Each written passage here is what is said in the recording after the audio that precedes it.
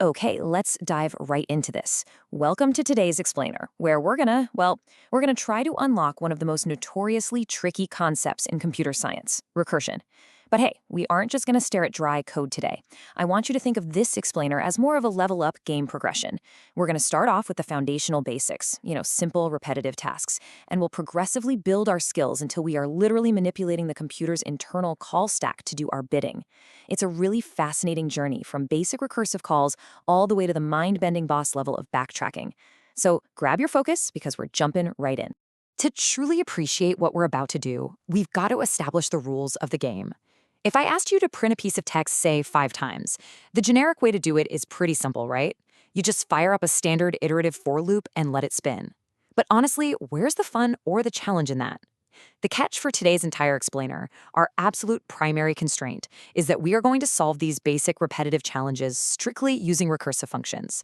No for loops allowed. We are forcing the function to call itself to get the exact same job done. And look, mastering this isn't just some clever parlor trick.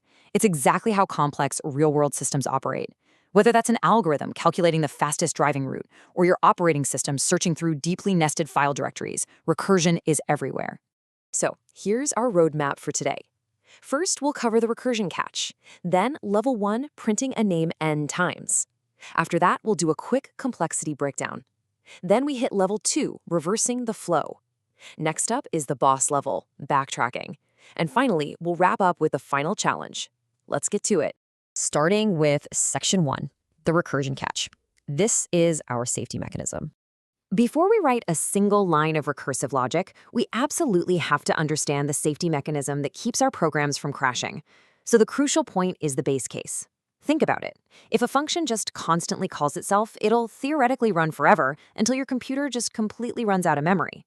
The base case is that specific predetermined condition that acts as the emergency brake.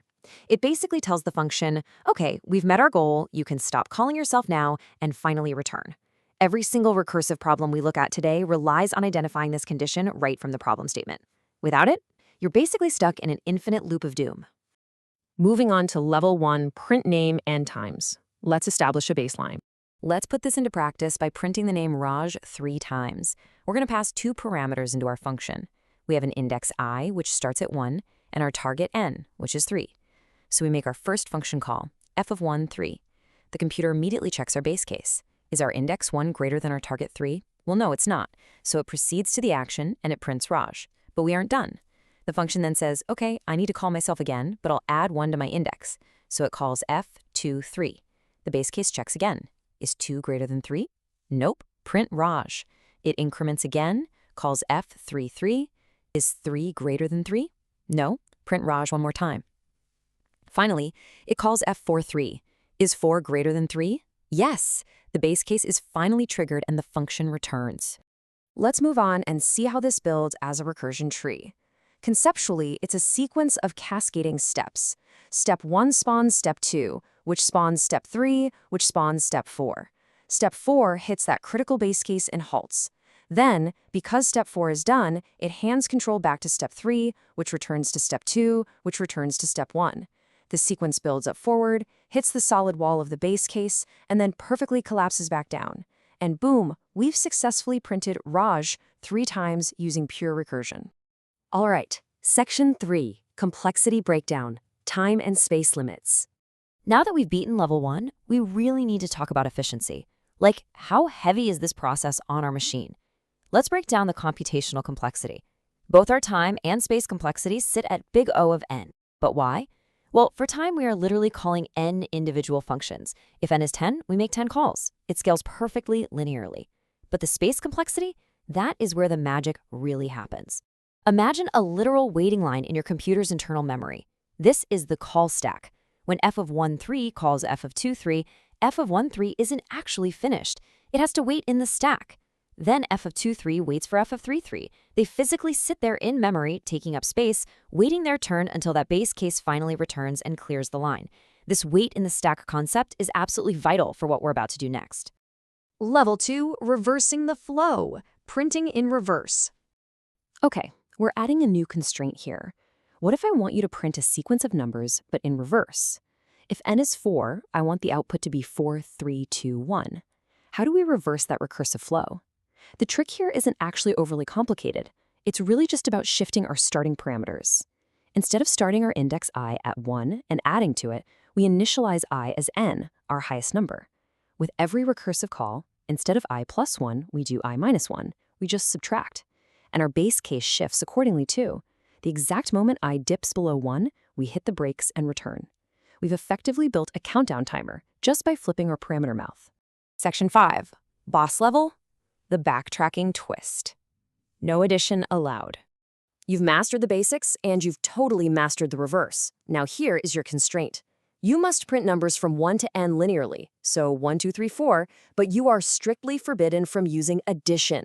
You cannot use I plus 1. You have to start at n, use I minus 1, but somehow still print 1, 2, 3, 4 in that exact forward order.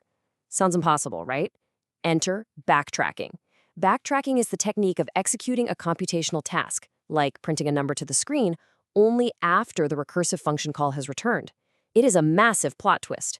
We're deliberately delaying our output until the absolute last function in the chain is completely finished. And this brilliantly illustrates the sheer power of code structure. With standard recursion, you print your number, then you call the next function. The action happens on the way down the tree. But with backtracking, you make the recursive call first, and you literally put the print statement below it. Because a function pauses and waits in the stack when it calls another function, that print statement will not trigger. It just sits there, frozen, until the recursive call above it finishes and returns. You are basically forcing the program to execute the absolute last function first. Now, what's really interesting about this concept is tracking exactly how that frozen stack thaws out. We start at F33. It completely skips printing and immediately calls F23. That calls F13, which calls F03. At F03, boom, our base case hits. It says, I'm done, return. Now watch closely what happens. F13 finally unfreezes, moves to its next line of code, and prints its I, which is 1. Then it finishes. That unfreezes F23, which prints 2. Then F33 unfreezes and prints 3. We started at 3, we subtracted all the way down, but because we printed on the way back up, the output is 1, 2, 3. We just beat the boss level using backtracking logic. And finally, Section 6, the final challenge. Time to test your logic. So, you've made it through the stack and back again. You've seen how standard recursion pushes forward and how backtracking perfectly executes in reverse by waiting for the return. But to really cement this deep logic into your brain, here is your final challenge. I want you to print the numbers n down to 1 using backtracking. So if n is 3, print 3, 2, 1. The print statement must come after the recursive call. But the twist? You cannot use I minus 1. You have to start at 1 and use I plus 1. Think about the stack. Think about what freezes, what thaws, and in what exact order those print statements will execute on the way back up. How would you structure that code? Chew on that puzzle, apply the logic we just learned, and try to write it out yourself. Thanks for joining me on this explainer, and I'll catch you on the next deep dive.